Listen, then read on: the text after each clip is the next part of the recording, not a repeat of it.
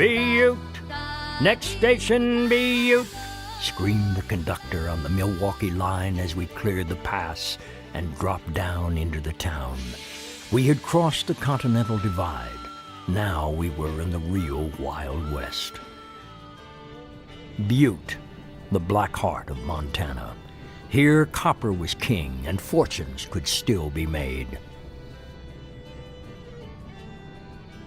By 1917, the Anaconda Copper Company was the largest mining enterprise in America, and the meanest. Butte was its biggest mining camp, and its most troublesome one.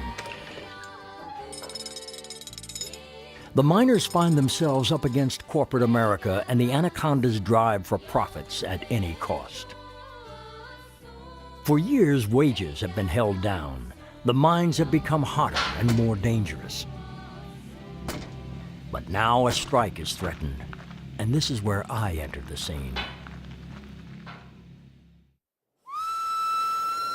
Butte! Collect your bags for Butte, Montana! And who am I, you might ask? You can call me Abraham Byrne. In 1917, just 22 years old, fresh out of Baltimore and eager for a slice of the action. Up to then, my work for the agency has been pretty routine stuff, matrimonial and missing person cases. This, I reckoned, was going to be different.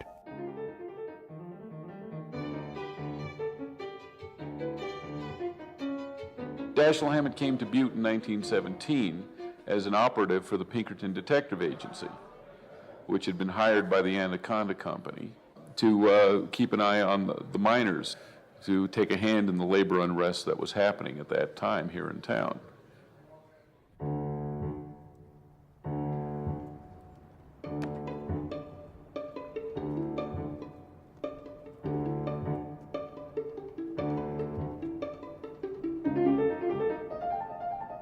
Pinkerton was the favorite agency of the company by that time, and among the spies that worked in Butte during these years was Dashiell Hammett.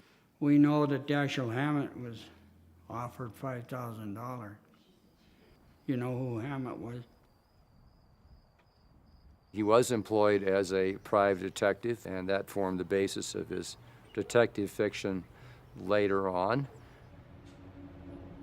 The city wasn't pretty, really just a mining camp thrown up in the middle of nowhere.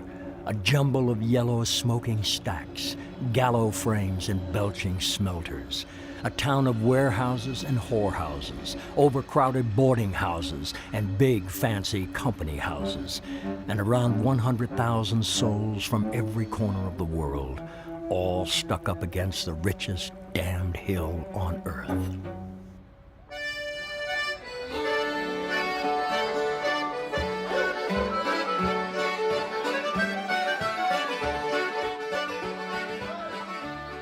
I was an inquisitive soul, so I set out to discover what made Butte tick. In the town's bars, pool halls, and barber shops, I began to hear all about Butte's recent turbulent past. There you go, sir.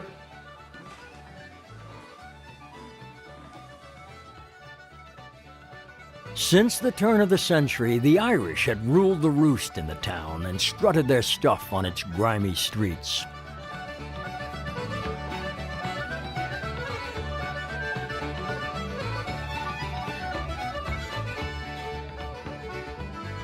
The mine owners were Irish, the workers were Irish, the mayor was Irish, the police force, the school teachers, the firemen. There were 14 Catholic churches, most of them Irish. All of the priests were Irish. Butte recreated, it replicated Ireland as nearly as you could, you know, at 5,500 feet in the American Rockies.